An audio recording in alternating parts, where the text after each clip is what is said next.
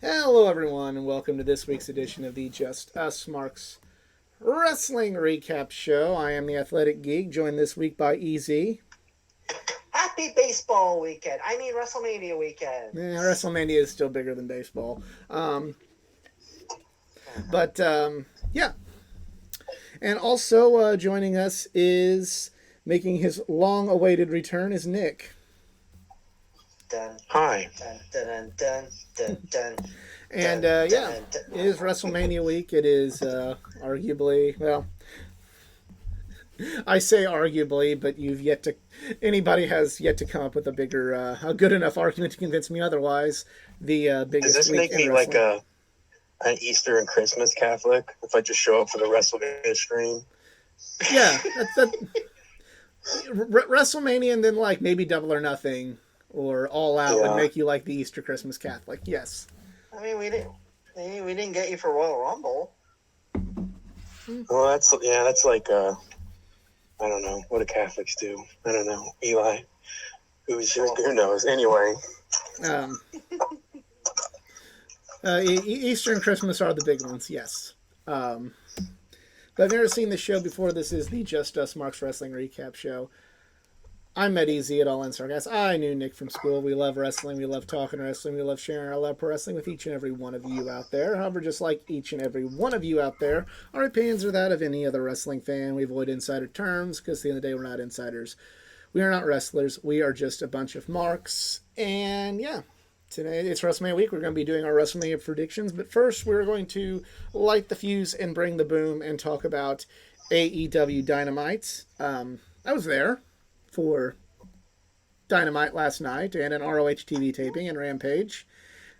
And I was there almost as long as I was at WrestleMania 35. that's a lot of shows. Were there any special like St. Louis only merch that you saw there? Nope, I didn't buy any merch. CJ did buy an MJF scarf, but I didn't buy any merch. CJ bought what merch? An MJF scarf. She bought one of the scarves. I didn't even see the merch table last time I went to an AEW show. Yeah, At the Cleveland show, they had a Buckeye Combat Club, which I was tempted to buy, but I was like, no, I'll pass, because I legitimately didn't think the stable was even going to last that long. LOL at you. Yeah, I blew it. Oh yeah. But yeah, so just quick thoughts of the show. It was a good show overall.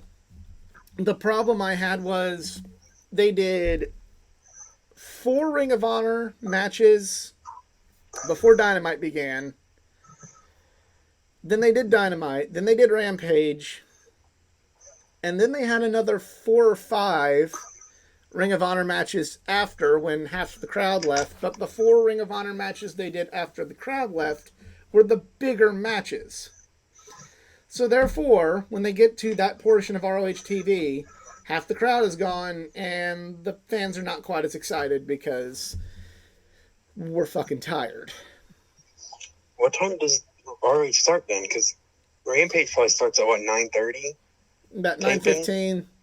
By The doors open at switch 5. all the The doors mats open at over. 5:30, and like we even missed a couple of the matches. We got there about 6, and they'd already done 2 matches. I mean, Yeah, that's So- so weird because But like the worst part is, they could have and done like a Thursday taping or something. And That's just- what they did for Toronto. yeah, well, here's one reason it's bad, and this is a spoiler for Ring of Honor, so just mute this if you do not wish to be spoiled. I will hold my phone up at the very end when it is safe to turn your speakers back on. So yeah, so mute it now. So anyway, they had Wheeler Yuta in a pure title defense ahead of his pure title defense on Friday against Katsuyori Shibata. And then they had a surprise appearance of Katsuyori Shibata at St. Louis, which was really cool. But half the crowd was gone. And we were all tired. So Shibata did not get the reception that Shibata deserves. Straight up. The main event was Christopher Daniels and Eddie Kingston, and the crowd got a little bit more hype for that one.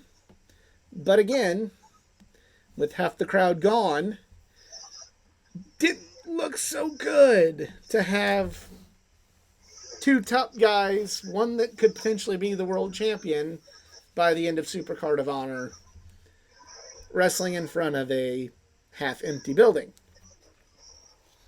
Meanwhile, the matches they had before all that were, they had Aussie Open in a match against the Varsity Athletes. They had a big, the Embassy was in a match. They had a women's tag team match. They had an 8-man tag with the Lucha Brothers in it. I'm not disrespecting any of those wrestlers, but those should have been the ones for after. That way, if the crowd's gone, they were really kind of do-nothing matches. I'm not saying they're bad, but they're kind of like... They weren't title matches, so therefore you could have put those there, and then they would have been... It wouldn't have looked so bad. Don't you think there would have been even fewer people there, though, if they did that? It would have been better to get those matches with people coming in than, and potentially having the bigger crowd than than those matches with every, I was there and everybody fucking left, except for a few stragglers that were gluttons for punishment like we were. Did they have dark matches or no dark matches? They just had. Okay, I was gonna say I hope they did do AEW dark tapings. No. Okay, good. But that would be my one. If you're gonna insist on doing it that way, do kind of the do nothing multi-man matches or woman matches. Hell, one of the matches they say for afterwards was Athena versus Emi Sakura for the ROH Women's Championship. That was a good match, but everybody was fucking tired. So again, do that match with people filing in. Therefore, more people will be there to see those matches rather than, a random 8-man tag. That could be a bonus match for the people glutton for punishment. Or also they could have maybe done the Ring of Honor tapings in LA, do it as of tonight.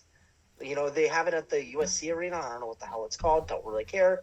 But they could have had penultimate. That would have been night taping before Supercard of Honor, because obviously the show's supposed to air today, and they don't have the capability to go live on that app. I don't think.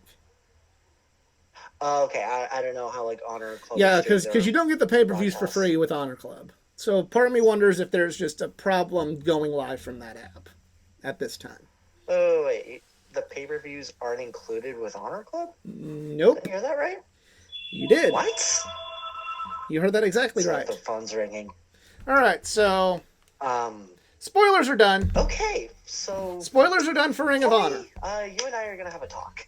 So, yeah. What? Okay. Sorry, no, I said Tony Khan. You and I are gonna have a talk about that. Yeah. Because I was almost thinking about, hey, I can sign up for Honor Club. You watch the episodes and I get the pay-per-views. Okay. No. If they have the whole...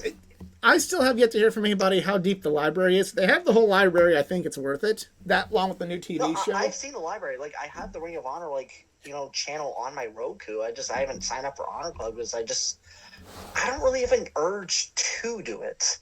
Other than just watching classic pay-per-views. That's it.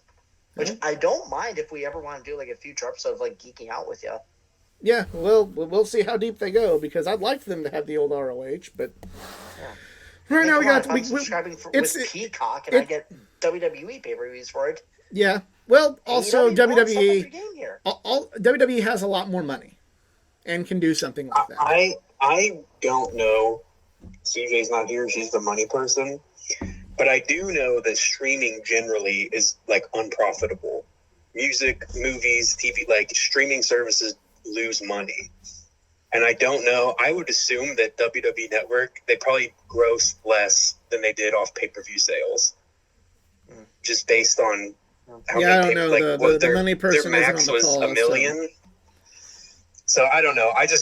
But WWE can either come close to what they were making or eat that loss. A smaller company can't do that. And if they try to, they're just going to bleed money. If they were to put the pay-per-views on Honor Club. Yeah. Yeah, please. I don't know if you're able to like text CJ if she's able to answer this, but like I would love to hear that answer from her, whether it's now or if she's on the next show. Yeah. Well, right now we got to talk about Dynamite, and they opened up with Matt Hardy and Jungle Boy Jack Perry. This was okay. This was okay. This to me was was the epitome of okay. Like it was okay. Like, it wasn't bad. It wasn't good. It was okay. It was weird not having an Orange Cassidy match open. I know. More on that later, but this match, was a good win for Jack Perry. It's confronted by MJF afterwards. This promo wasn't bad, but it went so long. Like, I didn't approve of the what chance, but it was just kind of. I was like, this was like. They need to trim a little off of this promo. Length promo, like what? Yeah. Interesting. Yeah, I thought it was. I didn't have any issues with it. I thought it was great. I didn't think it was too long at all. Oh no, I love the promo. It's just I agree with Geek that I think it was maybe a tad long. It and I even rewatched Dynamite the second time around today, and yeah, it was long. And okay, and I'm sorry, like I know MJF is trying to like cross lines here, but whether or not we know the real story here, don't be dissing other like wrestling couples, considering the fact that you're not with your fiance anymore.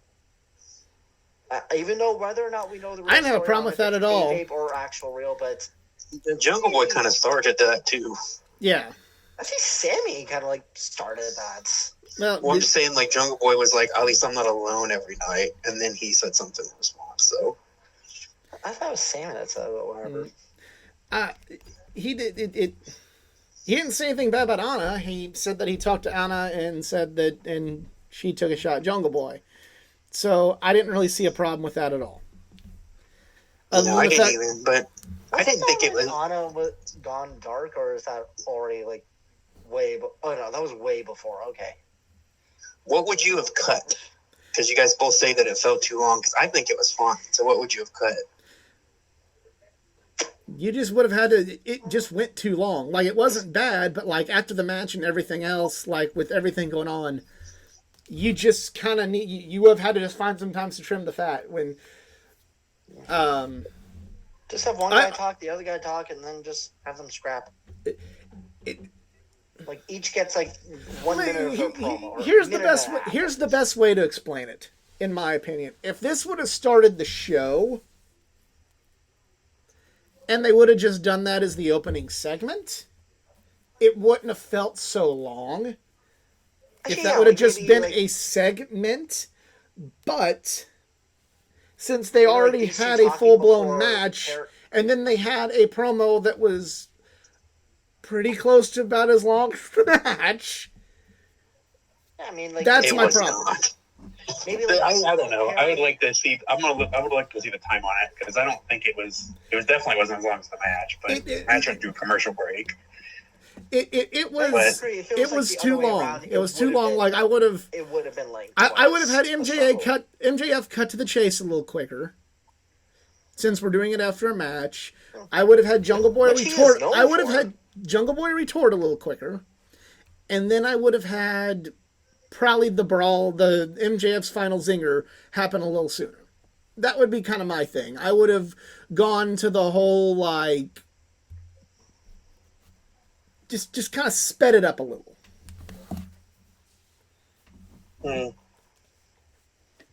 Then you maybe would have avoided some what chance. Chat, and then MJF like flees before Perry can like get a hands on him, and then Matt Hardy comes out. Then they have the match.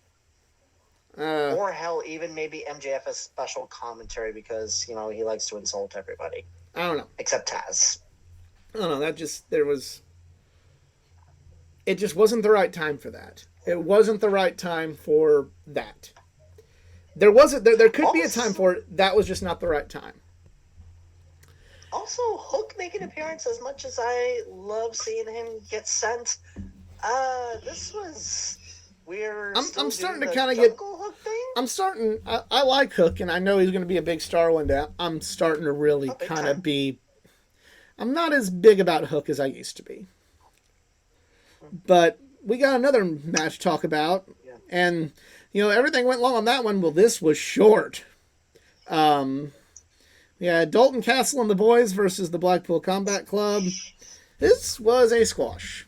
There's no other way we can really put it. They just crushed them. I mean, what do you expect? It's Dalton Castle and the boys. Sorry, not sorry. Weren't they just the 6-man champs? Yeah, exactly. So basically, what you're saying is, so you're saying the 6-man tag champions in Ring of Honor are stupid easy? No, I'm just not older gimmick. It's just a little weird. I can accept it in that. I Maybe not so much Wheeler, but it's like that's a main event stable versus a mid card stable essentially. So like I don't love ever like just destroying, especially someone that was just champion, like a division, which is not exactly what they did. I have my qualms about it, but I also think like you do need to make the Blackpool Combat Club as a unit look unstoppable, because they should be, because Moxley's like a top guy. Cesaro, he is as well.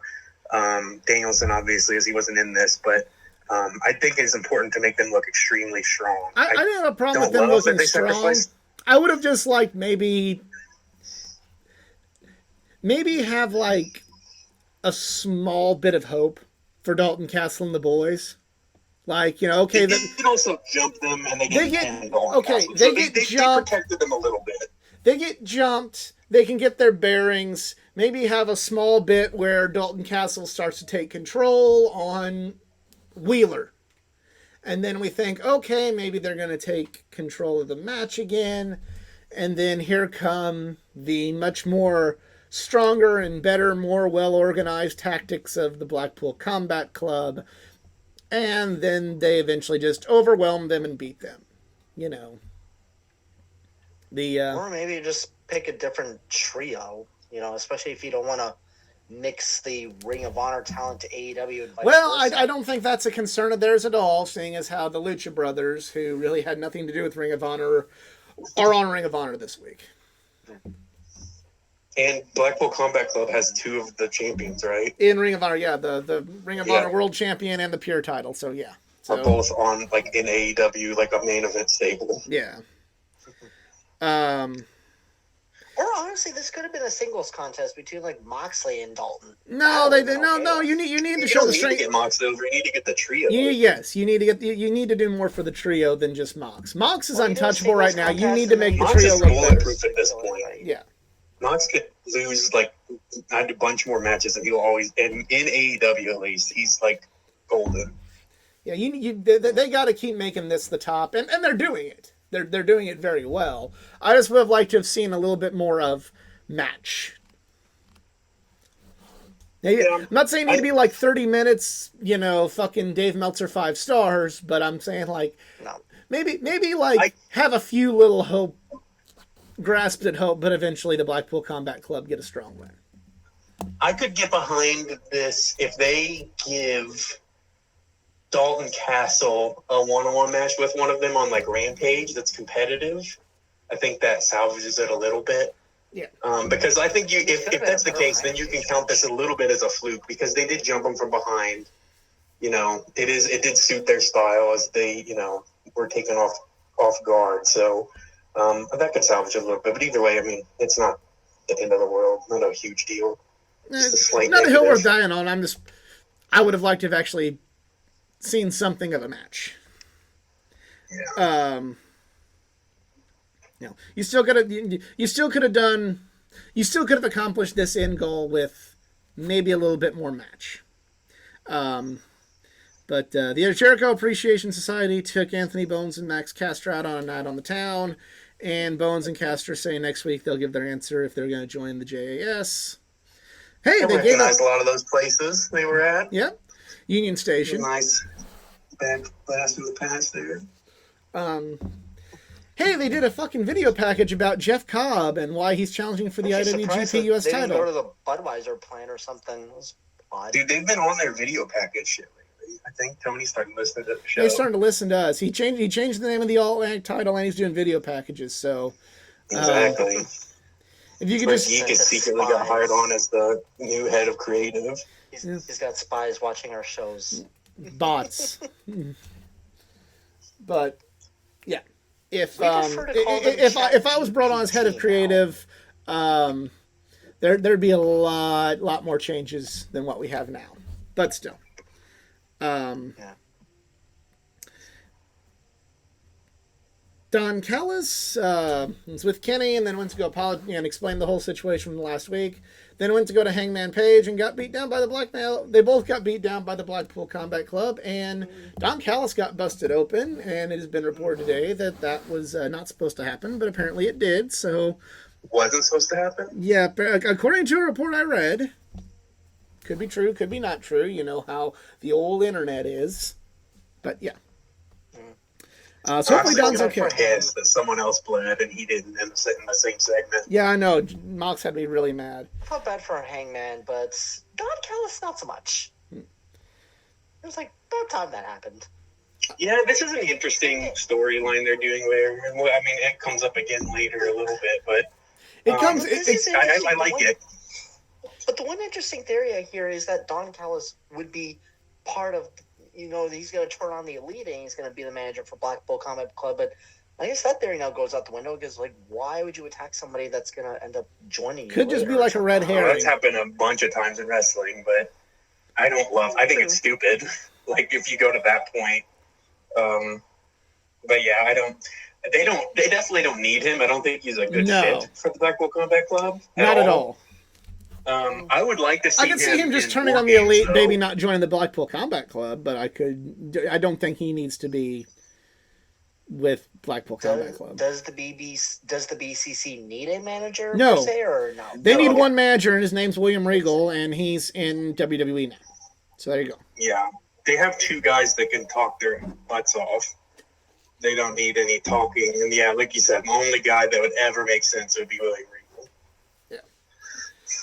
So now we have the IWGP US Championship match. Kenny Omega versus Jeff Cobb. I really like this match. I didn't like it as much the second time around when I watched it on TV, but it's still a really good match. How about Shivani just being like a complete asshole? Yeah. He's like, hey, Kenny, something really bad just happened. Good luck out there, champ. I was like, what was the point of that? You could have waited. Okay, then. But, so, as far as this match is concerned, I really like the match, but it was kind of the TV version of this match, and I'm not complaining about that. They had important stuff they needed to do before and after this match for this storyline, so I'm not angry at all about the fact that this match was what it was on this night, because to me it was more important to do what they to make time to do what they did after the match than to just give this match 10 more minutes for an extra couple Dave Meltzer stars or half a Dave Meltzer stars or whatever. On the flip side, had this match happened in New Japan where there isn't those sort of things that are on such a time, you don't have to hit those beats like you do on American television for just an event streaming on NJPW. I think it would have been a better match, but I'm not saying what they did was bad at all, because I do think what happened after this match was more important long term than just this title defense for Kenny. You said it right. It was the TV version of this match. Mm-hmm. It was a really good TV TV on match. New Japan Strong or New Japan. Well, yeah, AEW always has good TV matches. Yeah, it was a really good TV match, but this match, if this match were like part of the G1 Climax or at Dominion or at, a big strong show, or at Sakura Genesis, it would have been a lot longer and probably a lot better. But that's New Japan's way of doing things. Here in the United States, they needed to do what they needed to do after that match, and that would carry more long-term weight than giving this match an extra 10 minutes to do like what they do in Japan. Yeah. And he had that match last week. You know what I mean? He had a big, long, spectacular last week. So after the match, Blackpool Combat Club comes out. They look like they're getting ready to attack Kenny Omega. Bryan Danielson comes out. Looks like he's calling off the troops. Then he hits the Psych of Me on Kenny Omega. And we have a big-ass beatdown of Kenny Omega, including Kenny Omega getting put in the label lock, and then Bryan Danielson just flexing while he's in the label lock while Wheeler Yuta does push-ups behind him. I thought this segment was great. Like this. Did you hear what Danielson said to him? I did not hear it on. Didn't hear it at the show. But when I rewatched it, I heard he said saying you're everything that's wrong with professional wrestling. So I guess Blackpool Combat Club are de facto Jim Cornette stand-ins now.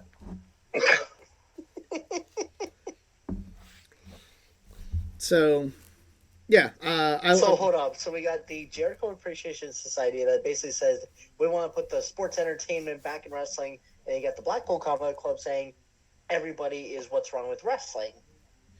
That's why they were perfect foils last year. Yeah. Yeah, exactly. But now they're both bad. And now the two are going to merge and become the Jericho Appreciation Combat Club. The Jacks. I'm not going to dignify that with a response. It's time to get jacked up. I assume this is headed toward War Games. Your guys's? Yeah, I think it's definitely going to be heading towards War Games. They've been 5, right, in AEW? Yeah, but they can do 4-on-4 just as easily. They can. With Hangman as the fourth? Yeah, Hangman, Kenny, and the Bucks versus Bryan, Mox, Claudio, and Wheeler. If Blackpool Combat Club adds a fifth, maybe bring Ibushi in to be the fifth. You know, but that's also not necessary for both teams, in my opinion. Mm-hmm. I just want Don Callis in it, in like the J.J. Dillon spot. Well, if Regal was still around, maybe. Oh, here's a good manager versus manager match we could see. Stokely Hathaway against Don Callis. Yeah, no. Probably not. Stop giving not my cup of tea. Nah. Managers should just manage, as far as I'm concerned. Unless it's a War Games match. Unless it's a War Games, like they did with J.J. Dillon and the Horsemen and Paul Ellering with the Road Warriors, or unless you build up to what they did with Hook and Stokely, where the manager's being an asshole. And eventually he gets beat up the whole time. Yeah, and then eventually the manager gets what he has coming to him, like what they did with... Basically, so smart Mark Sterling basically every week. Yeah. But, they did it really well with Stokely and Hook. You know, they used to do that all the time with Bobby Heenan, where he'd, fuck around. He'd fuck around with, Warrior or somebody, and then eventually, he'd get put in a match where he had to wrestle the Ultimate Warrior, and he'd get his ass kicked, or, Jimmy Hart and Jerry Lawler in Memphis. So, yeah, something like that. That's when the manager wrestles. But I have no interest in AEW to see managers wrestle managers.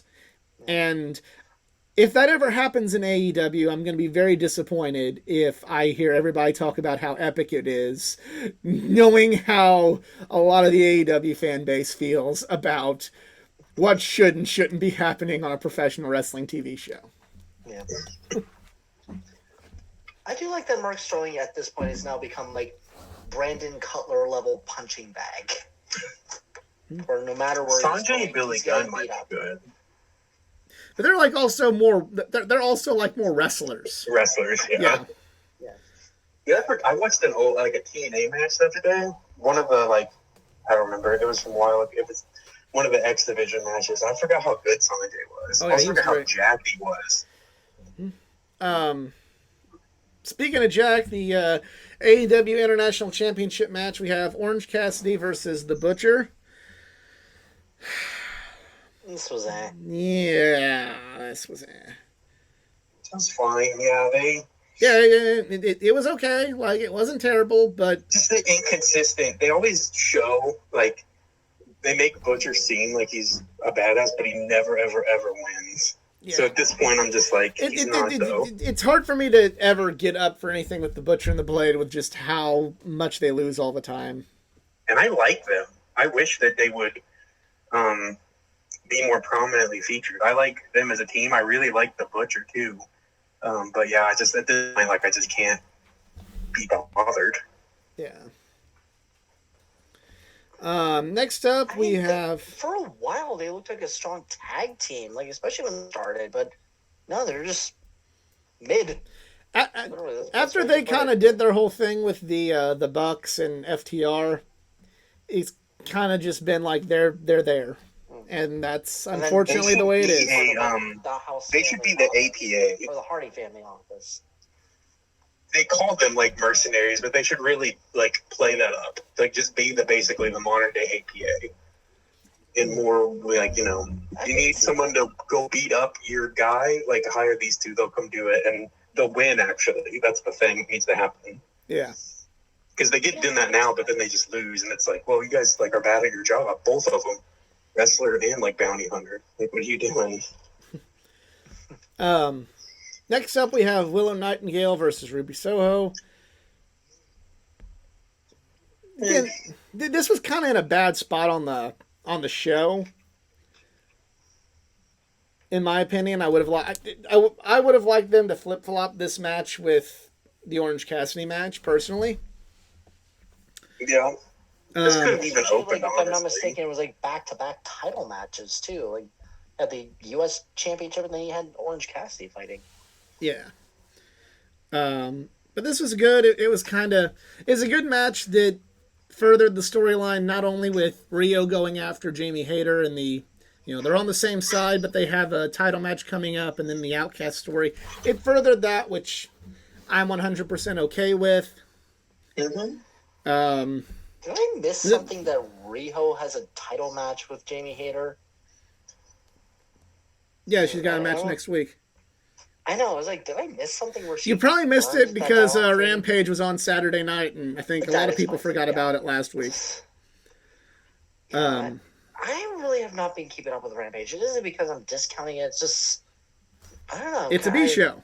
Let's call it like it is. It's a B show. Yeah. And a lot of people miss the B shows, Even when Sunday Night Heat... I don't watch Rampage very often. Yeah. Even when Sunday Night Heat was good, people skipped it. Live episode, maybe. Yeah. It's a B show. It serves a good purpose, but it's a B show. Main event time. You either have to have, like, really, really, like, killer banger matches, or you need to have...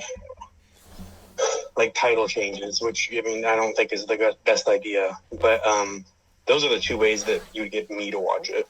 Yeah, or MJF makes his Rampage debut.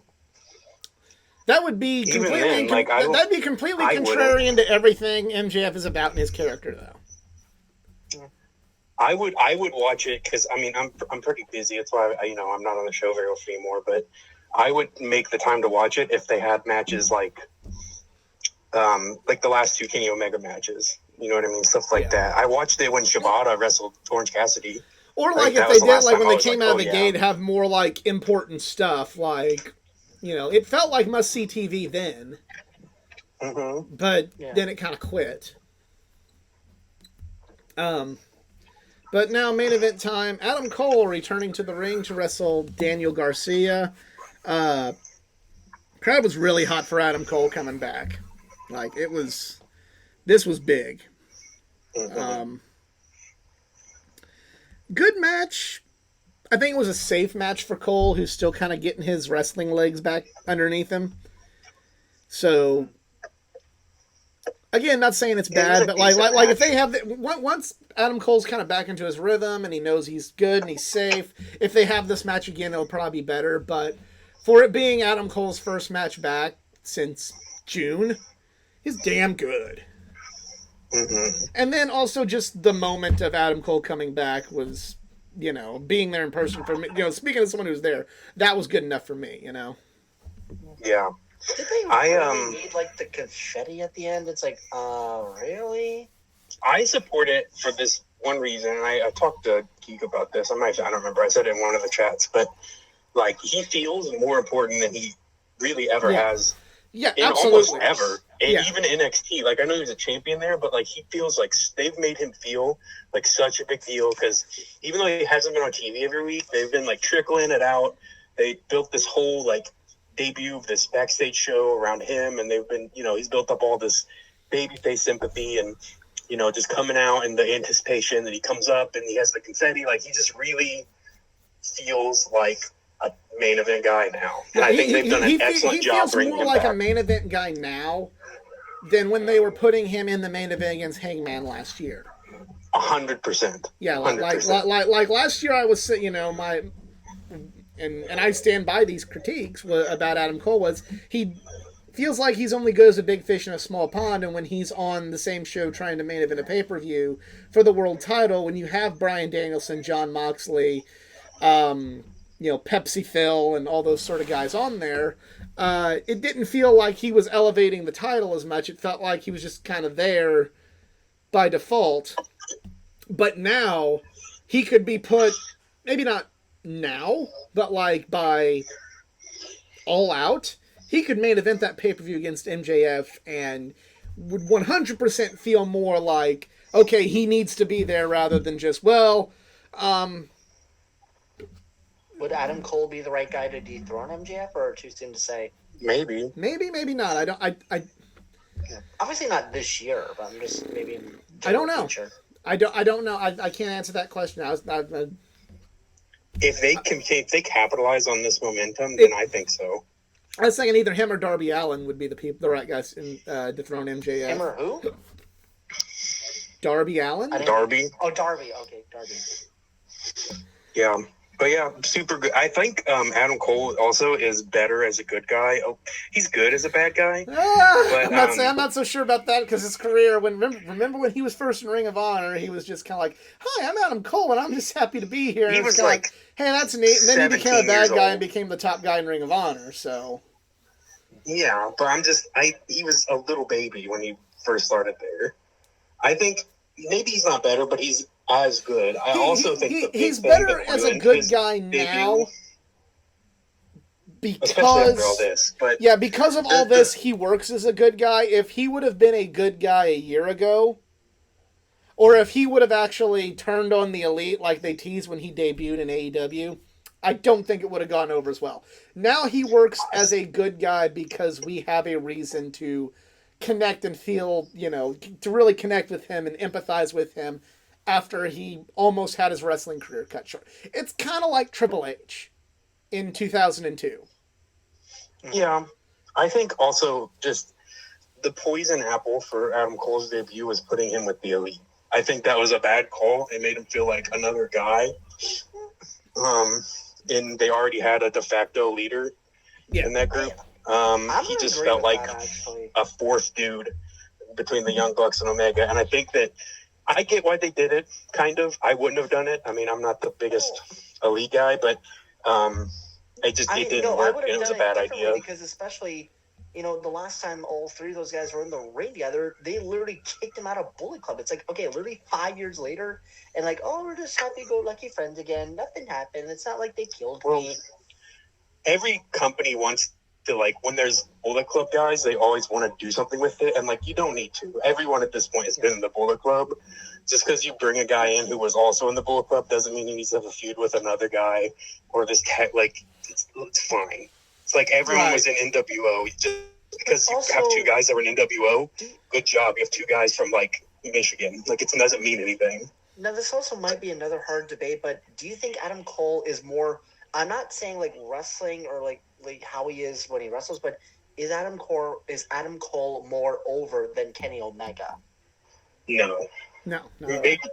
Maybe he's close right now, but over their careers, no. No. I'm not talking about careers, but I'm like talking like now. No. Or like when he came back. No. All right.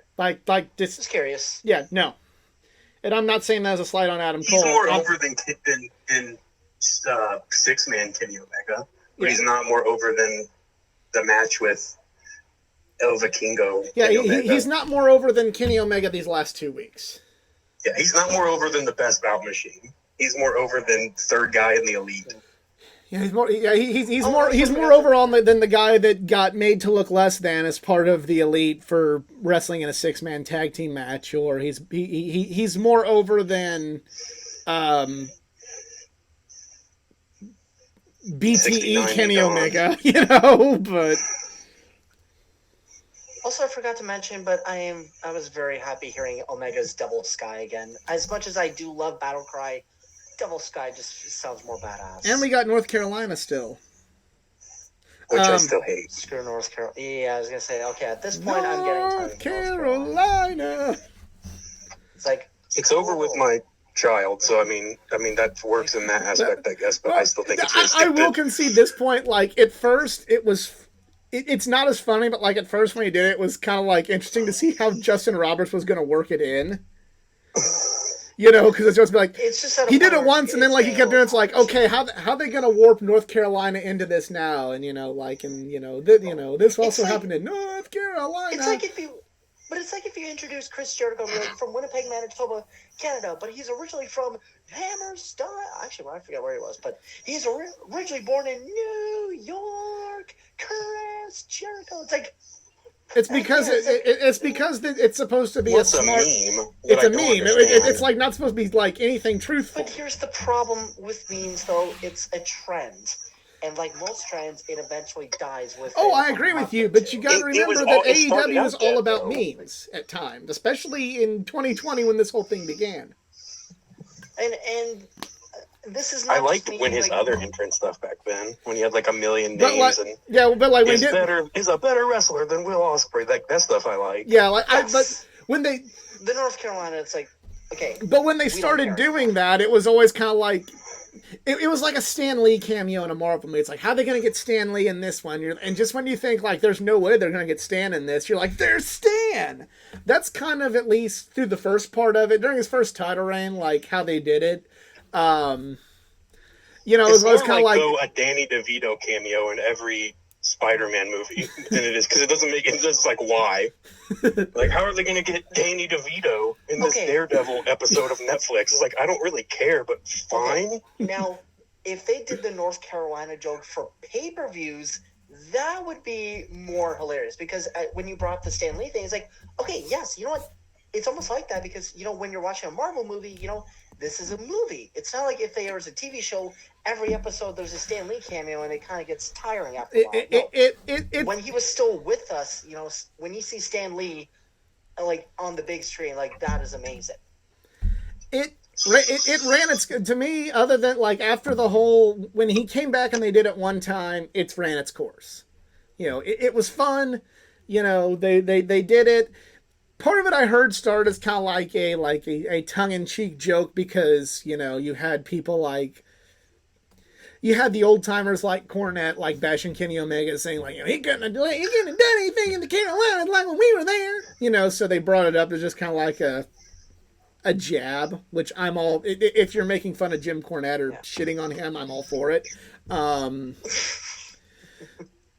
did a lot of that during the Geeky Out podcast. But after the match, Jericho checks on Garcia. It looks like they're setting up Adam Cole and Chris Jericho. So that begs the question. I turned off the TV when the confetti hit. It's like, okay, show's over. I'm just like, I'm done because I was getting tired. That begs the question, since he's going in there with Chris Jericho, is he going to falter after his Chris Jericho feud like Orange Cassidy and Ricky Starks have? Because I love Juice Robinson, but Ricky Starks going from Chris Jericho to Juice Robinson is not a step up. No. I don't know where you go after Chris Jericho. For Ricky Starks specifically, Orange Cassidy, you're right, and a lot of people, you're right. But if you go from fighting MJF and then Chris Jericho, I don't really know where you go that's not down, to be honest. He needs to do something with Powerhouse right now. Like, to me, rather than fucking, and they can salvage it, but rather than fucking around with Juice Robinson, he needs to be going after the TNT title in Powerhouse. But he doesn't need to lose it, so I think that you would put him in a losing feud. Or even maybe the Ring of Honor Pure Championship. I don't know. Ring of Honor still what you're saying. Maybe Juice isn't the right guy, but I think that, a feud. I mean, despite how many hard. times despite how many times I'm always going to jokingly say who's Ricky Starks, because that's what I love doing and teasing CJ. But on a serious note here, as much as I love me some Rock Hard Juice Robinson, this I don't think is the next rivalry Ricky should be going for. Juice I like Robinson. this promo today. Juice Robinson in AEW is one of those. Is another signing from Tony Khan that is the epitome of. I just want to sign this guy, y'all. Yeah, I just want to prove that, like, hey, I have a Bullet Club member in look at me. AEW. Like, cool. And he would be better leading the Bullet Club now instead of Jay White than David Finlay. And I like David Finlay. I was going to say, like, wait, isn't David Finlay the new leader? And I'm, like, thinking, what? Yeah. Juice Robinson would have been a better leader than Jay. And I'm not saying that because I don't really get into Jay. It's because he would have the same mission that Bullet Club originally had. Hey, I'm getting overlooked because I'm a gaijin. Yeah, fuck New Japan. Yeah, that was what Devitt was overlooked because he was a gaijin. AJ wasn't overlooked, but like when he came in, he said like, "You're Okada's the champion." He was a young boy whenever I was in TNA, and now you're claiming he's the best. No, I'm the best. So he had like kind of that, what's this TNA young boy doing? The young boy community. So, like, then Kenny Omega was mad about, being overlooked as a junior gaijin. And then, Jay White was put in there as like, well, you're a bad guy, so Bullet Club for you. And David Finlay has kind of that, I'm a gaijin, I've been overlooked, but the problem is Juice was so much bigger in Japan than David Finlay. But so anyways, like, I would honestly prefer, like, maybe Ricky Starks, Jay White have a little thing, because that would actually be low-key kind of cool. No, let's not sign Jay White. My opinion. Where are we going to have room for Jay White? Keith Lee isn't even fucking featured right now. Keith Lee is not featured right now. And nobody at me saying he's doing something really cool, because he isn't. He's not being featured. Yeah. What he is doing, I like, but yeah, I agree with you. He's not being featured. Let's say, if you're going to at me and think what he's doing in AEW is cool, it's not really much better than what he was doing before he got hurt in the WWE. Yeah. It's not. Maybe like you don't like it, or you don't like the featured spot of it. Keith Lee needs to be like. I'm not gonna lie. They need to be grooming Keith Lee to be a main eventer. Like they should have been grooming. They should have been grooming Keith Lee to be like a top guy from the onset. I agree with you, but I do love Keith Lee and Dustin. Or hell, maybe a role reversal. Keith Lee is Adam Cole's manager. Okay, Vince McMahon has entered the chat, everybody. Also, Dustin for AEW champion. And there's one guy that we've seen promos, but he has still not appeared. Where the living fuck has Miro been? Yep. I don't care. All right. Well, now it's time to talk about WrestleMania predictions. All right. Yeah, we are doing a giveaway. It has been posted. Check out my Facebook and Instagram to enter. You have until 7 p.m. Eastern Time on Saturday to enter the giveaway. We're going to go match by match with the way it's listed on Wikipedia, so this may not be the final order. But first up is for the United States Championship, Austin Theory versus John Cena. Easy, who you got and why? This is an interesting one, because this could go either way, and I would be really okay with it, but I'm going to go for the upset here. I think Austin Theory is going to dethrone not dethrone, but he's going to beat John Cena. I think this would kind of make up for him looking like a complete a-hole from losing your Money in the Bank, from trying to cash in the freaking Intercontinental belt. Or actually, no, it was for the United States Championship. Yep. So, all right, Nick. Yeah, I'm going with Theory. I'm gonna go with Theory too. So I'll be honest, I don't watch Raw or SmackDown regularly. I do check out highlights every once in a while. I'll check out a full match after, once it's posted to Peacock. But this specific feud I haven't looked up watch much of the promos about, maybe one. So I don't really know. I'm kind of just assuming that Steve Cena's not going to be around enough to defend the belts, and Triple H values those mid-card belts a lot more than Vince has in the last 25 years. So I don't. If Cena is going to stick around, then I would say Cena, but I don't think that he is. So I'm going to go with Theory. I'm going Theory just for the very same reason Nick did. I don't think Cena's sticking around. Yeah, I gotta go Theory. Next up is going to be the match that Easy is looking forward to the most. It is Seth freaking Rollins versus Logan Paul. Yeah. Nick, who you picking and why? Seth. Easy. I hate both of them. Easy, who you picking and why? Well, this time I'm not going to go with Seth Rollins winning because he throws a chair shot at Logan Paul. No, I'm going to say Seth freaking Rollins wins this and he throws Logan Paul off the Hollywood side. You people forget that Logan Paul can actually fight. Like, you know, it's fine that you don't like him, but you forget that Logan Paul can probably actually fight. I like Rollins. I just think he's an absolute prick. Yeah, that's fine. Tito Ortiz is an absolute prick. I'm saying that probably, like, if it were a legitimate fight, I'd be taking Logan Paul over Seth Rollins. But because it is not, I am going with Seth Rollins over Logan Paul. Let's not pretend Logan Paul is like Chuck Liddell. Logan Paul's a celebrity boxer who clearly wins fixed fights. He has more real combat training than Seth Rollins. He would beat me up. I don't know how dominant he would be over a lot of wrestlers. But, like, he's definitely a good athlete. He's also a great wrestler, and I like him more than I like Seth Rollins. But these are the two most I hate. What you got against Seth Rollins? So that's what I want to know. Seth Rollins, he's probably my least favorite wrestler right now. I've hated his character since like COVID. I think he's a bad babyface. He's a bad heel. His matches, wrestling is good. It's always been good, but I hate his character with a burning passion, and I don't even find him appealing anymore. And for bringing up like Tito Ortiz, like, okay, yeah, a lot of the MMA guys are like sometimes complete jerks, but they at least showcase why they actually like fight as hard as Logan Paul does. I mean, I could say like Frank Mir, who, you know, he fought Brock Lesnar a couple times in UFC. I can't stand the guy, but he's a decent fighter. I mean, many people probably they hate Conor. Do you not think Logan Paul's a good wrestler? But no. Really? No. Who has had a better first several matches that you can think of? Bad Bunny. He's had what, two? Okay. Look, I'm just sorry. I just cannot understand for the life of me.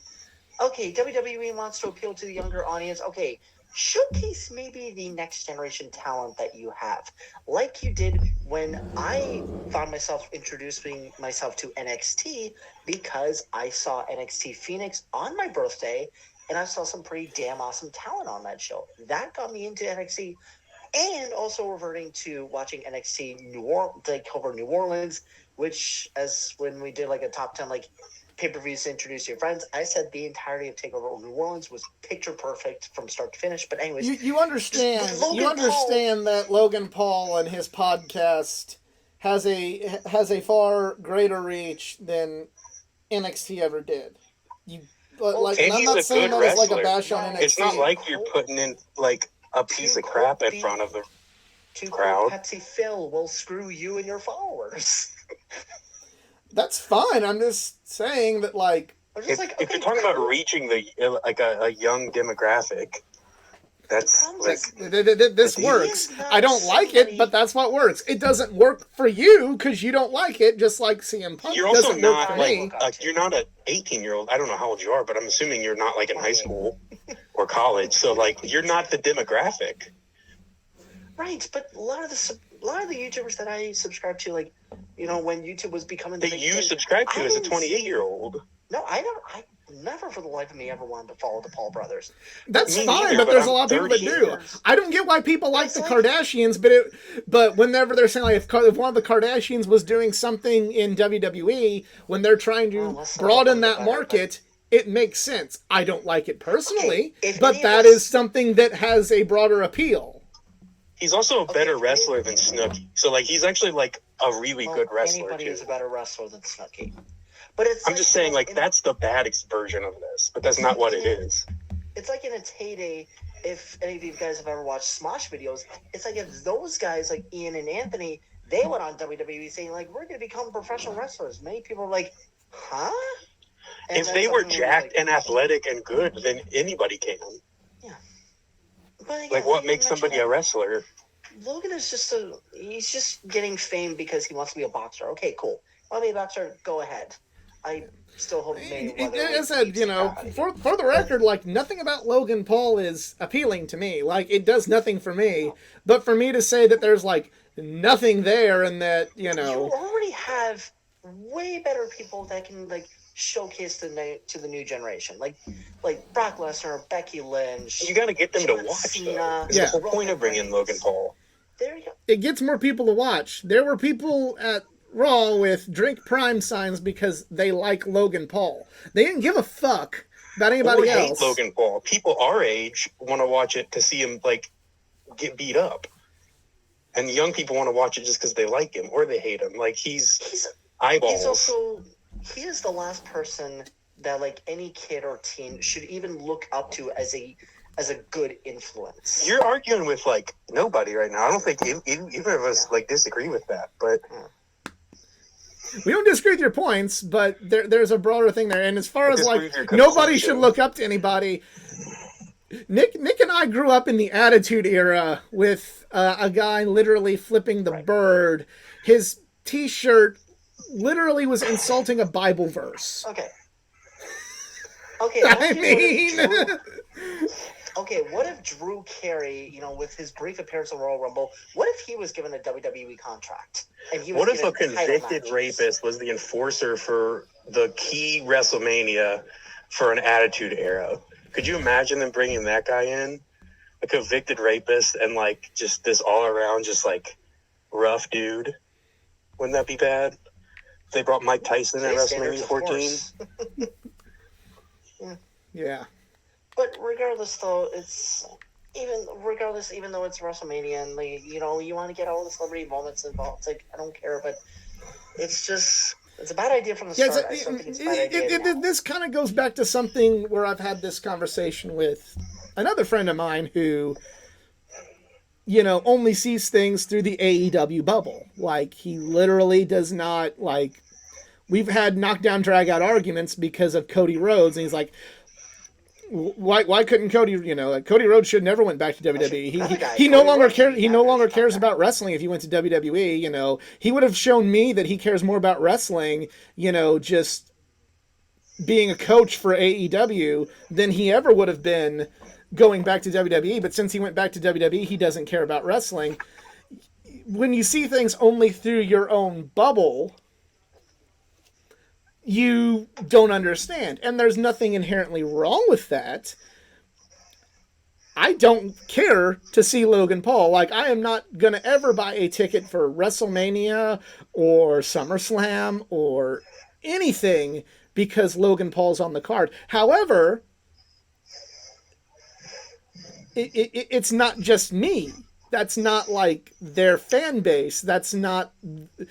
There's a bigger bubble in the world than just the people on the internet, like us, who watch wrestling for the reasons that we do. And Logan Paul can get people from outside of our bubble and maybe bring them into the bubble. And I don't like him. I think he's an asshole. I think he's a douchebag. Okay. Which is why I'll go a step further and say that I would buy one. Like, I think he's a 10 out of 10 bad guy wrestler. Like, he's perfect. But on the flip side, kind of thing is, at least when they bring this guy in, the dude can actually wrestle enough to the point to where, at least, like, it's not Snooki or it's not fucking Maria Menounos. If he was full-time WWE, he would be, like, literally, like, a number one top rookie prospect, just given how good he is. And I thought he was overrated at first. I was like, why is everyone, like, on this guy's nuts so hard? But, like, he's freaking good. and he's super hateable.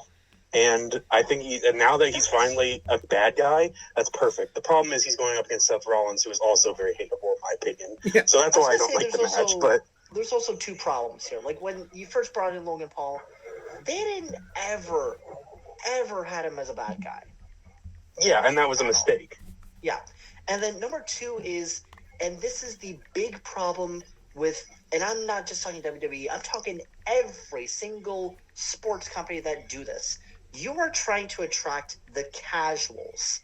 Logan Paul, yes, I acknowledge he has a following. That's his own world. But when you bring him into this, you're going to bring his followers too, but they're only going to be casuals just to watch him, because the moment Logan is not in WWE anymore, you're not going to have those people who just tuned in. Well, and that's why he's in a match and he's not in the main event. That's why it's not a triple threat with Cody Rhodes, Roman Reigns, and Logan Paul, and they're not giving Logan Paul the belt. It's like if he has a 20 million person following, and you get a 20th of them to come watch him total as 1 million people, and then you convert a 10th of them into fans, that's 100,000 new fans. You don't really need to convert a lot of people. You literally just a few, and that's the whole point. You also don't want to be changing. You also don't want to be like pissing off your current fans by making all these crazy ass changes. Then suddenly you basically just abandoned your core audience. What changes? He's in the middle of the card. Yeah, I'm not saying like I said, it's not like he's fucking in the world title match against. It's not like he's. This isn't David Arquette. Yeah, it's not like it's that. And that would like if he was wrestling instead of like, if he would have won the Royal Rumble and been this, yeah, absolutely. You would have alienated more people, but he's not. He's in the middle of the card. And you don't like him. You really hate him. So like he's doing a good job. But it's like if you're trying to fully attract all the F1 audience to watch NASCAR, who was in COTA this past weekend, because, hey, Kimi Räikkönen and Jenson Button were racing. This is some good racing every Sunday. And they'll just be like, okay, are they racing? Okay, and by doing that, if a third of the F1 elitist people that said NASCAR's nothing but rednecks turning left, if they would have watched that race and went, oh, hey, these drivers have talent too, and a third of them stayed, hey, you know what? I like this Tyler Reddick guy. I like this Kyle Busch guy. I like this Denny Hamlin guy. I can get on board with this. Then job well done. The other part of that audience that it would have was already going to go, NASCAR's for rednecks turning left, and they weren't going to watch it anyway. Kind of the same thing with WWE. The people that are in the AEW bangers, 5 stars, flips and Kenny Omegas and all that stuff, they're already not going to like WWE, period. So rather than worry about bringing those guys in that are not going to like WWE no matter what, like the friend I mentioned earlier, they're going to try and get, as Nick said, they're going to try and get maybe a 10th of Logan Paul's fan base to check this out for Logan Paul. And then if a 10th of that 10th stick around and go, oh, hey, this Seth Rollins guy, that's cool. Oh, this Rhea Ripley woman, she's really cool. This Kevin Owens and Sami Zayn, those are really cool. This Cody Rhodes guy's kind of neat. This Finn Balor guy's kind of cool. This Gunther dude, fuck, look at the way he beats the shit out of people. And then they become wrestling fans. Then that's a whole new audience. I agree with you. You don't go full bore on the casual fans. WCW did that when they put the world title on David Arquette. But WWE tried to do that for the last 15 years and went drastically downhill until recently. But right now they're taking somebody who they're not putting him in the main event. He's not challenging for a championship. He's in a match on night 1. So they're not putting all their eggs in that basket. They're just trying to get another fan base. Now, whether or And not you on top of like that they fan base, did that's and it up worked. to your own personal taste in pro wrestling. And if that isn't your taste, then, you know, that's cool. It's not mine either. I'm not here saying that, you know, you should like Logan Paul. Only thing I'm saying is I understand their logic of why they want Logan Paul involved. You know, I don't.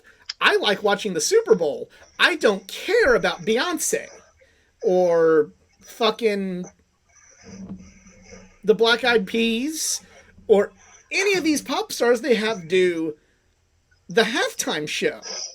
I don't give a fuck. I want to hear analysis of the game at halftime.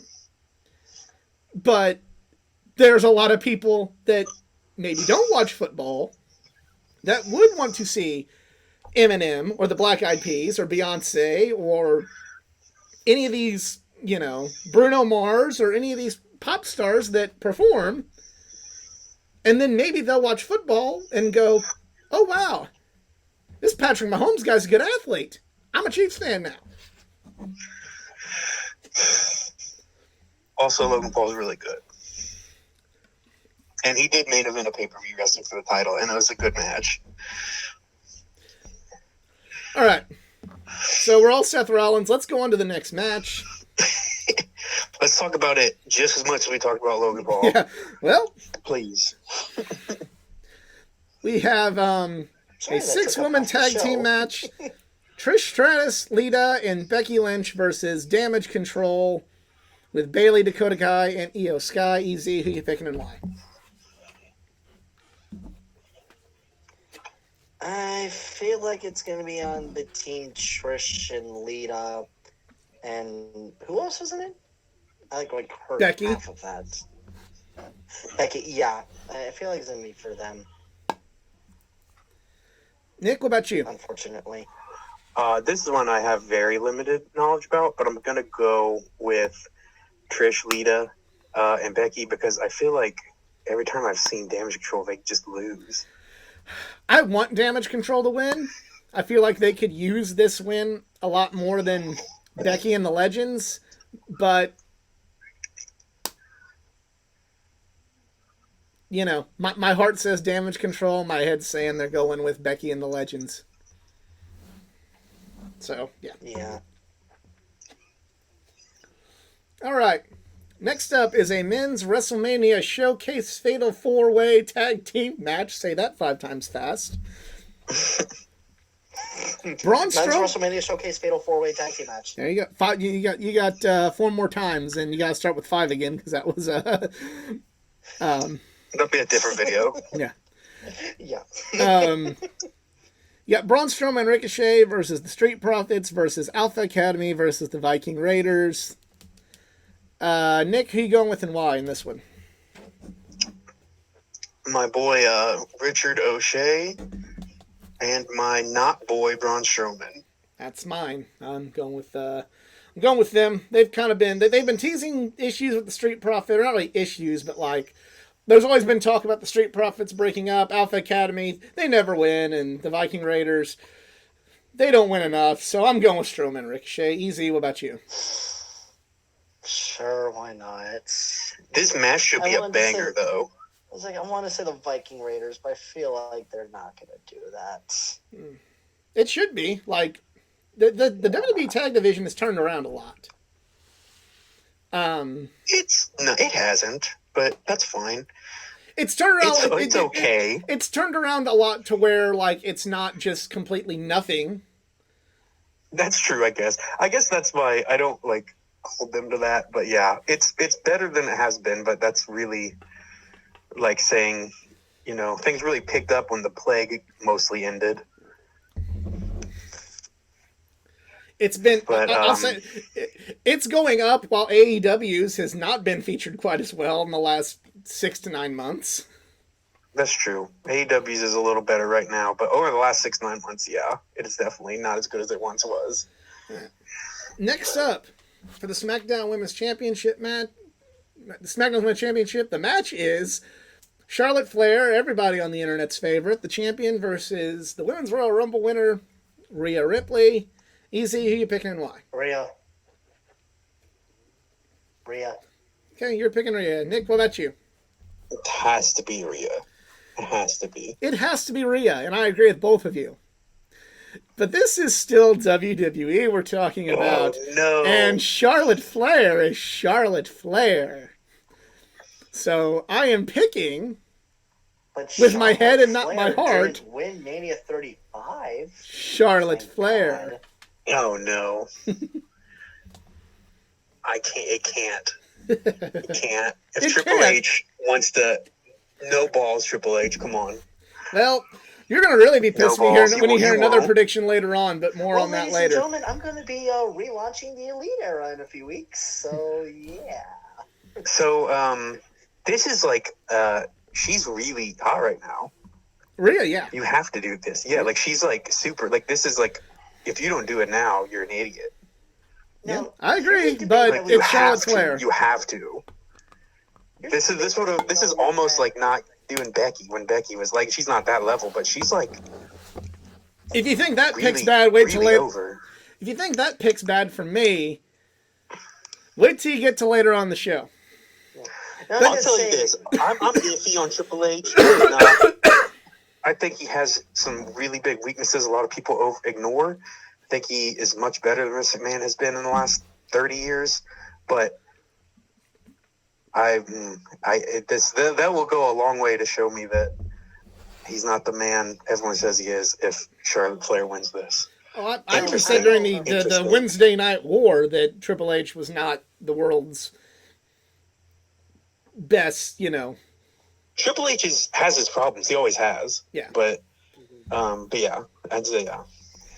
People All right, well- ignore a lot more of them lately. I don't know if this is going to transition to the next segue, but do we make this the main event? I don't know. Flair and Ripley? Because Of night one? Ooh, Yeah. no. There's Well- 3 matches that should potentially main event the 2 nights, in my opinion. We haven't talked about any of them yet. well, the next one could be a main event, but I'm just reading this according to Wikipedia. Undisputed Tag Team Championship match: the champions, the Usos versus That's one. Sami Zayn and Kevin Owens. Easy, who you picking and why? Team La Quebecois Part 2. Kevin and Sammy. Do you speak French? No. Are you from that part of Canada? No. No. No. No, I don't hate Montreal like Geek has his level of hatred for the city of Chicago, but there are some sports teams that I either just laugh at or I just find them complete enemies.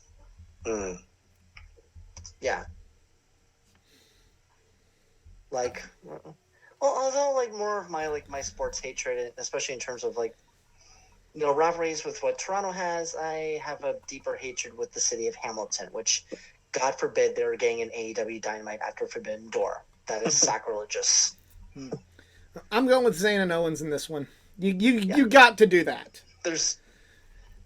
If there is like a downfall to the bloodline, it's going to start here. Yep. And next up is, I don't think this is going to be I didn't get the pick. Oh, I thought you did. No, but I Oh, agree. he asked me if I speak French. All right.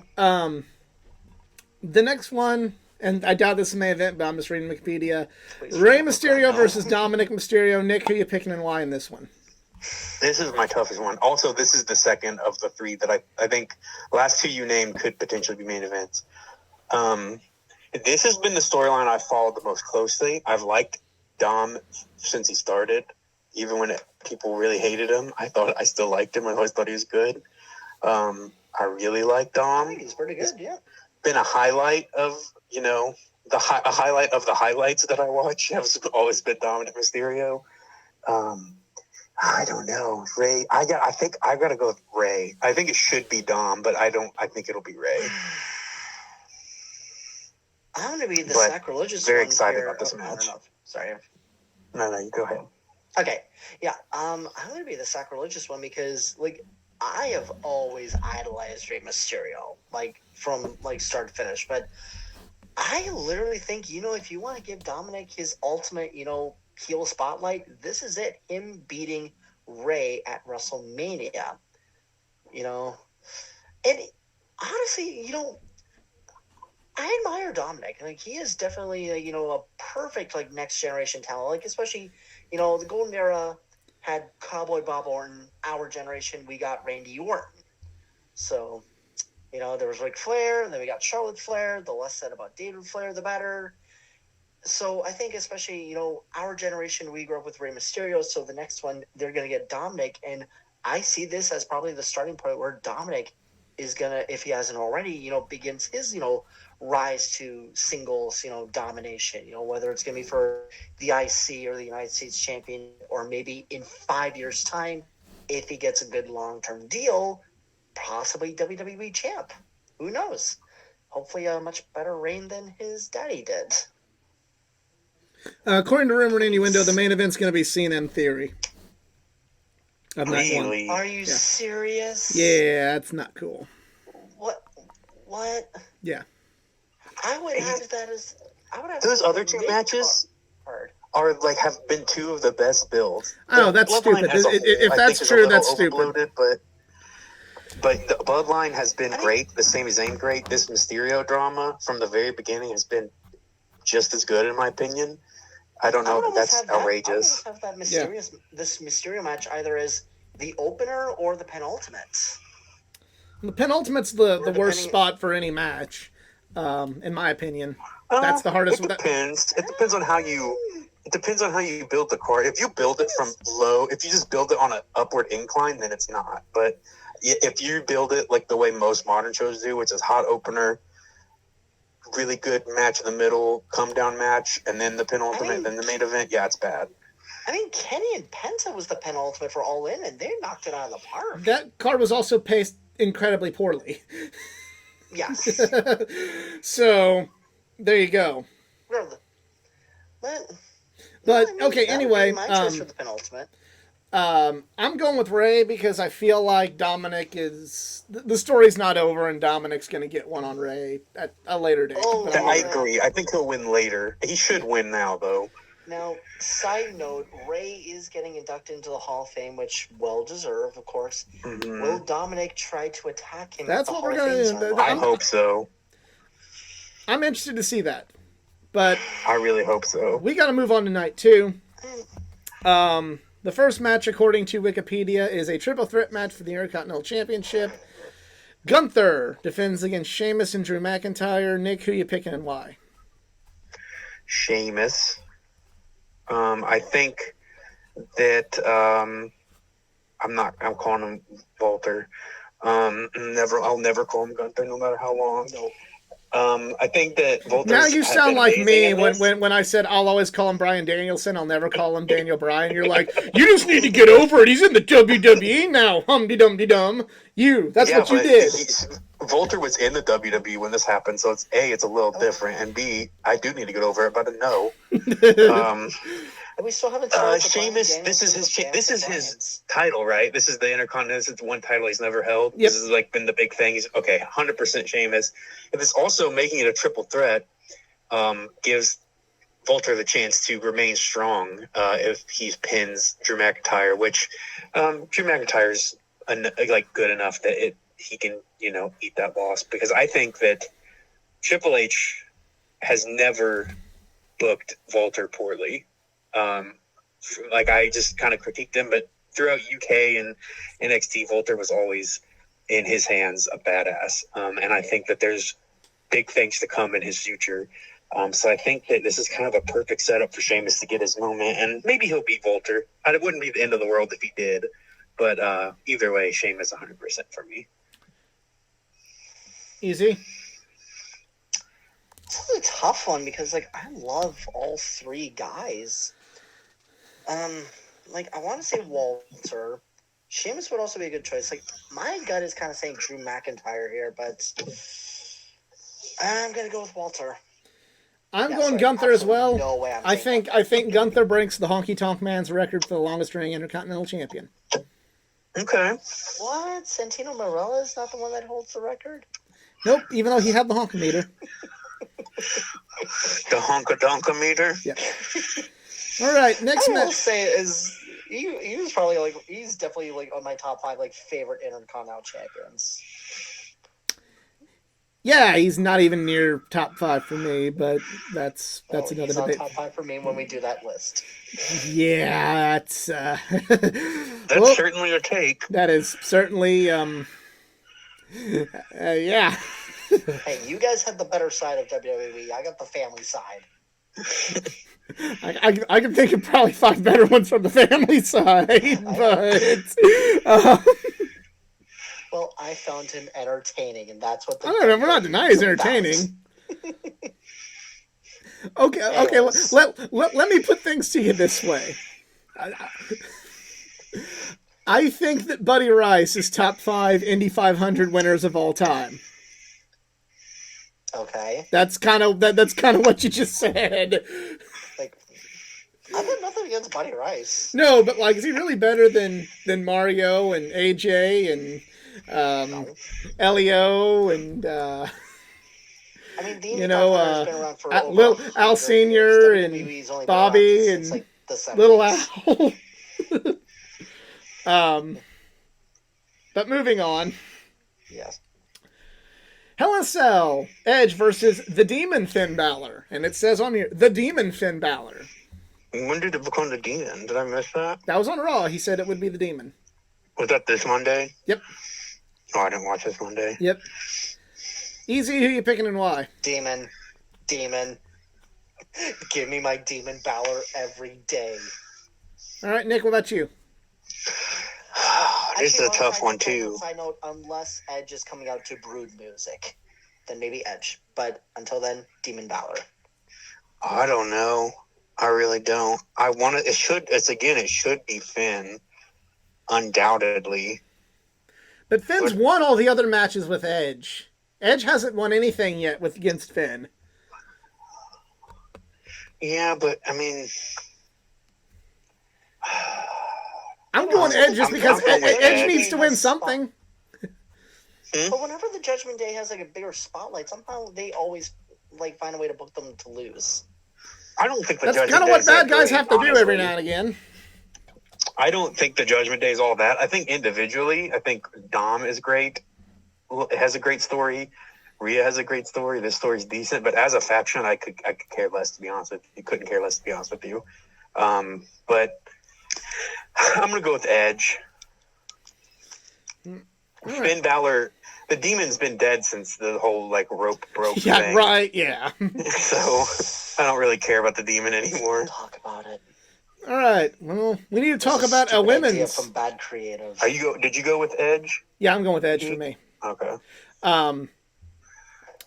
We have a women's WrestleMania Showcase Fatal 4-Way Tag Team match. Because apparently we unnecessary giant battle royale anymore. No, that has to be on fucking SmackDown. Yeah. This should not be on the show. I get it, but No. This is one of those things where you don't make one for the women just because it's for the men, or vice versa if it doesn't need to be there, and this does not need to be there. Yeah. It devalues the other one. The opener or something. I don't know. You want the opener to be a hot match, and I'm not saying this will be a bad match, but you need something. Is every team announced for this yet? What? Is it a fourth team announced yet? According to this, we have Liv Morgan, Raquel Rodriguez, Natalya and Shotzi, Ronda Rousey and Shayna Baszler, and Chelsea Green and Sonya Deville. I'm going Ronda. I'm Ronda and Shayna. There. Yeah, that's Ronda it. And Shayna. It should be them too. What a fall for Ronda. Oh God, I don't want to talk about it. That's wild. Yeah. Imagine Lesnar in a match like this. Oh wait. Well, I kind of get the spectacle of Lesnar's match. We'll talk about that here in a second. But you know what? Has Brock Lesnar ever been in a tag team with somebody? I don't. No. Yeah, that's what I thought. Yeah. So next up we have the Raw Women's Championship. Ronda in a tag team. Because Ronda wanted to be in a tag team. Okay. I was going to say, Ronda, and Shayna, they have deep history between one another, but yeah. All right, next match is for the Raw Women's Championship. Champion Bianca Belair defends against Asuka. Nick, who you picking and why? This is another one I unfortunately don't really know much about, but I'm going to go with Asuka. Belair's had her for a long time, and I like Asuka more, but I really don't. I haven't been following enough to really give an accurate prediction. Easy. Yeah, this one's a toss-up for me because, like, I love both Bianca and Asuka, but I don't know. This one's tough, but you know, if we're hoping Rhea wins the SmackDown Women's Championship, I don't know if they're gonna go both titles get change hands, but for safe bets, I'm gonna go with Bianca. But if Asuka wins, I won't be like mad or so because I want Bianca to win, but I'm just doing that as a pick. I'm going with Asuka because Asuka needs something like this. Yeah. So I'm gonna go Asuka. New champion Asuka. As stupid as often those augmented reality entrances are, I can't wait to see what Asuka's looks like. Next up, the aforementioned spectacle match of Brock Lesnar versus Omos. I don't want to see the match, this is the main but event, right? This is the main event match, right? I mean, some people would want it to be the main event, but I get why they're doing it. I don't. Again, kind of like with Logan Paul, I get it. Not for me, but I get it. Less so. Yeah. Easy. Who you picking and why? I'm going with Brock Lesnar. Nick? You're really going to have him lose Mania against Omos? Nick? The streak did not die for this. Brock Lesnar. I'm going Omos. I feel like Lesnar would want to lose to somebody like Omos. That's somebody he'd want to play ball with. I'm going to go Omos. But it wouldn't surprise me if Lesnar wins. All right. Main event time. For the undisputed WWE Universal Championship, the champion Roman Reigns versus the challenger Cody Rhodes. Nick, who you picking and why? I think it's probably going to be Cody, but I truly would not be surprised if it's Roman. I really think it's a really this is a real toss-up. I'm going to give it to Cody at like a 55%. And I don't even know if I think he should, but like I wouldn't even be that opposed if he didn't, to be honest with you. Easy, what about you? I'm in like a dilemma right here, wondering like, okay, if Cody is not the one who takes down Roman, then who will? And that's the problem, yeah. I know, but when would Roman lose the belt? Saudi Arabia's coming. Absolutely not. No, fuck that. Money in the Bank? No. SummerSlam? Maybe? Not sure. Survivor Series? Doubtful. Next year Royal Rumble? Who knows? Who knows how long they're going to keep this one? I mean, like, maybe they're going to go the length of Bruno Sammartino at this rate, but... Or at least Hogan. That too, but... I don't know, and... You know, I've also been just, like, listening and just, like, thinking back to, like, whenever he said that, like, Cody might win, but it's going to be, like, a dusty finish or something, but... I don't think they're going to go with that now. It's just hard to say. I mean, I don't know. If you want your perfect Hollywood storybook ending, you know, you'd go with Cody. But I'm also thinking, do you see the bloodline turn on Roman at Mania? They won't turn on him at Mania, no. I hope not. That would not. I don't think that would be good at all. Especially with the fact how Solo has been looking lately.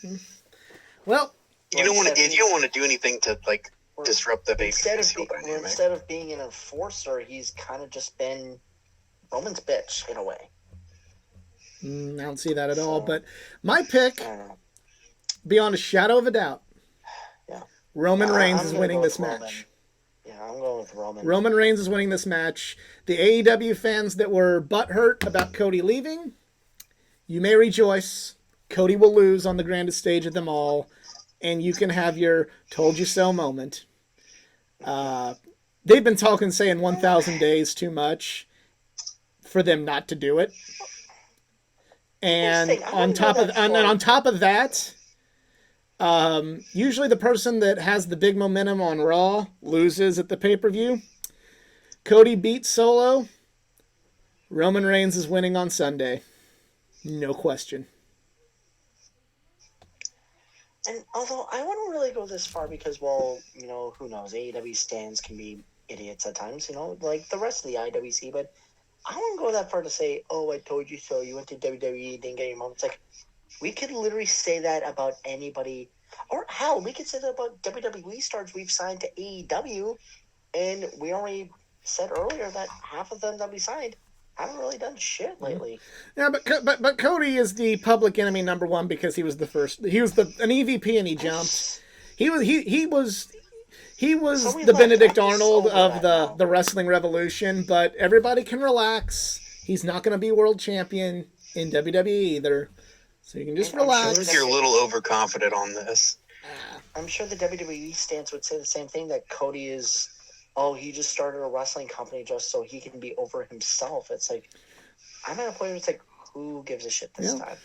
In this particular Cody argument, loses, with he loses, everybody but yeah. who's all the AEW, like, not Cody, you should have done it for Sammy. Sammy was so good.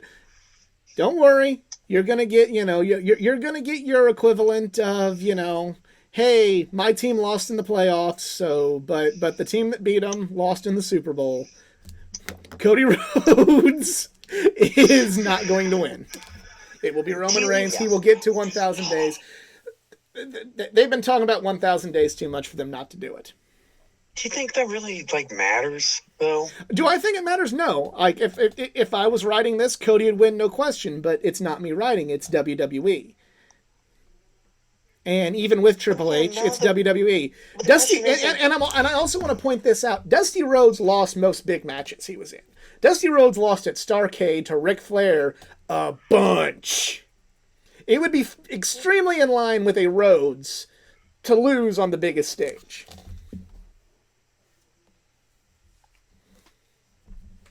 So, keeping that family history alive, I'm going Roman Reigns. But now, who would take him down, though? Jey Uso. Oh, Jey Uso. man. Uso? Yep. Jey Uso's going to take You're Roman. you're talking me more into Cody winning because it's just I don't believe that any of Jey this. Uso. Or Cody No. wins it. Or No, Cody wins in the Cody's summer. definitely winning then.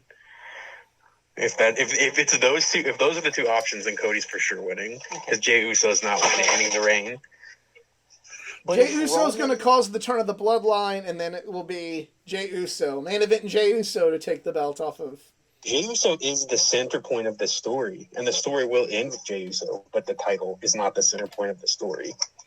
So Now, when Roman does eventually lose the title, it cannot be on a B pay-per-view. Well, SummerSlam's not a B pay-per-view. Or Classic Champ. it can be. No. It's one of the top 4 you need it on pay-per-views a of the way year. Bigger stages. I would personally have Roman lose at SummerSlam. I would have him Wait. lose here, but I would I have think lose they here too, but I sacrificed don't too think that's much. what they're doing. Honestly, he I may think they lose at Survivor sacrificed too Series much. because I think they want to get 4 years out of Roman too. I know they want to get to the 1,000 days. They might try and go for the 4 years. I know Triple H cares more about history and stuff than Vince did. So I think that there's that to it, but I really... You did sacrifice the Sammy thing, which could have went to Mania. He's beat everybody.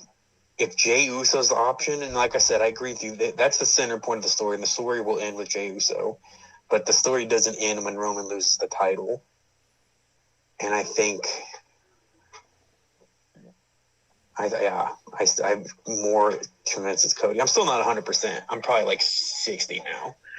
70 maybe. But I'll give him this. It's an intriguing main event.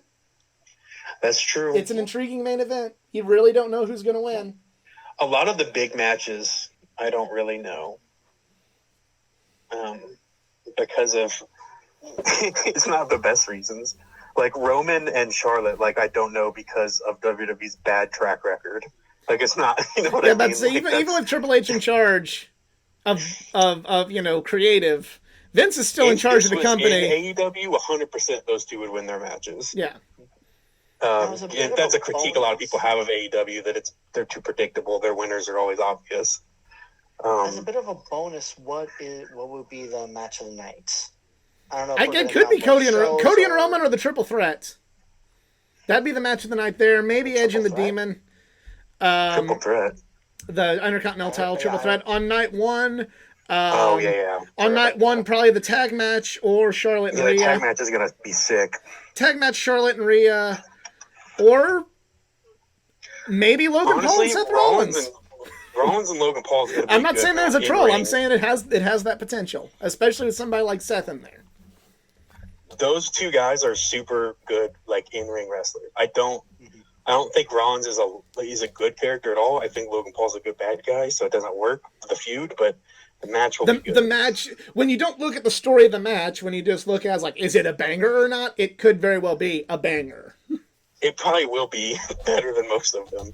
But that tag match is gonna be awesome. I forgot about that triple threat. And Charlotte and Rhea was match of WrestleMania 3 years ago. It could very well be the same way again. So this is the best WrestleMania card they've had in years. Yeah. Well, for sure. Long time. And like I said, I still have my qualms with Triple H. But one thing I've said this to another friend I was talking about the other day, who's really into Triple H and thinks he's like king. Triple H has always been good at building a great show with some good feuds in it. That's why NXT was so good. Weekly NXT was never must watch, and weekly Raw and SmackDown isn't either. No. But Triple H can build a great show, and he can build a few excellent feuds. And even if week to week the feuds aren't good, when you step back, the feuds are awesome. Yep. I don't know exactly how he did, like what that method is, but that's how every NXT thing was. Gargano Ciampa week to week wasn't like blow your mind, but whenever the match came and you stepped back and you thought about the feud, it was an all timer. When you watch that one segment from that 1 week, and then 3 weeks later watch that next segment, and then saw how it led to the takeover match, it's like, wow, that was great. Yeah. So that's one of the reasons. Like again, you know, we're sidebarring, we're going way over time on this, but you know, a lot of people, whenever I say on Reddit or Twitter that I want montages, I said if AEW could poach anybody from WWE, I'd want it to be whoever creates their packages. And people are like, you know, like I'd love that guy to make a video package for every AEW match on a pay-per-view. You know, I get a lot of people going like, why would you want to do that? Then the match would be shorter. Then it wouldn't be quite as good of a match. Like, you should want to see the good match. I'm like, well, first of all, I don't care. Second of all, you know, like, what we gonna? Oh, we're gonna have to what? Change X-Nay 3 false finishes, and Dave might only give it 4.5 stars. Oh, shucks, what are we gonna do? But number two, whoever that guy is that does the montages and the hype packages for is underpaid for WWE makes Not the World's Greatest TV look like you missed must-see TV before that match. Yeah. Imagine what he could do on AEW when the TV is that much better. It's weird right now. I watch the main roster exactly like I used to watch NXT. I will, but less so because there's still every once in a while you'd have a weekly NXT match that was like can't miss, but not often. But you'll check it out every once in a while. You watch the highlights, you watch the hype packages and the pre-show, and then you just watch the pay-per-view and you're geared to go. Like it's main roster's exactly like that now, like prime NXT. And also it's weird the AEW, the one that has the good matches, has infinitely better TV and outside of a couple storylines, better storylines, but their pay-per-views are not as good as WWE's pay-per-views. So it's so weird. I would never have expected that to be the case. Also, apparently, The Miz is going to be the WrestleMania host. So yeah, great. I like The Miz. Host, yeah, he's The Miz. Oh, yes. I don't like The Miz, but I love The Miz. That's fine. Just like how Alexa Bliss was the host for WrestleMania 35, because they literally couldn't book her to do anything. What happened with Bray, by the way? I don't know. It was weird, and that's why Bobby Lashley no longer has a match at WrestleMania. But we need to wrap this one up. That is the Week in Wrestling. That's our WrestleMania predictions. If you'd like to enter the contest, follow me on social media, facebook.com/athleticgeek89, Twitter athletic_geek89. You can't enter the contest there because, well, you have a little bit harder to try and find a way to send you your prize on Twitter, but on Twitter you can tell me that I'm not a good wrestling fan. you can do that as a follow-up. But I am on Instagram as well to enter the contest. Instagram.com/athleticgeek89. Easy on Twitter still. Yes, you can follow me at the Twitter, ERIKZARINS. And in celebration of both WrestleMania weekend and opening day, may the odds be ever in your favor. Go Guardians, Dodgers, and Blue Jays. All right. I only have one Especially team, them and you Blue have Jays. three. Go figure. Nick, Yeah, have them cards too. Just kidding. they're gonna have a struggling year, but we'll see what happens. We literally lost one of our greatest players of all time to retirement. It takes a while to rebound from that. But Nick, do you have any social media? No. Well, I do, but none for you. None for the people, whatever. One bonus question, though. Just say the name, and that's it. Andre Giant Battle Royal. Who wins? Lashley. Oof. Lashley. I said Lashley, too. Okay. All right. Whatever You say happened to one your for whatever women's or happened to not? your Bebo account of Brian Danielson's Daniels and Bryans? Yeah. Well, he clearly abandoned that. He doesn't even talk to Daniel Garcia anymore, and Wheeler Yuta doesn't have a Brian or a Daniel in his name. So when he starts to take wrestling seriously again, I'll open that Bebo back up. All right. Well, everybody keep your eye out Also, on Bebo for that. But for Now, Nick, if we had a women's battle royale, I would say Liv Morgan. Just for Nick showing and equality. Easy, I am the Athletic Geek. We're just marks and we're out. Have a good one.